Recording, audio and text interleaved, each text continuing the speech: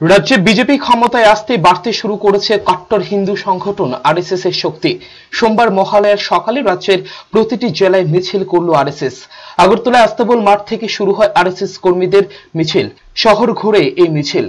সংগঠনের নেতৃবৃন্দ জানিয়েছেন, রাজ্যে পরিবর্তনের পর তাদের শক্তি বাড়ছে রাজ্যে এবং পরিবর্তিত পরিস্থিতিতে যে রাজ্যে কট্টর হিন্দুত্ববাদী এই সংগঠনের বিকাশে জোর কদমে হচ্ছে সেই বিষয়ে তারা লুকোতে চাননি। তারা জানিয়েছেন, প্রতি বছর মহালয়ার সকালে তারা ত্রিপুরাতে এ ধরনের মিছিলের আয়োজন করেন নিজেদের শক্তির জানান দিতেই। এবছর বেশ ভালো মতোই শক্তি জানালো আরএসএস।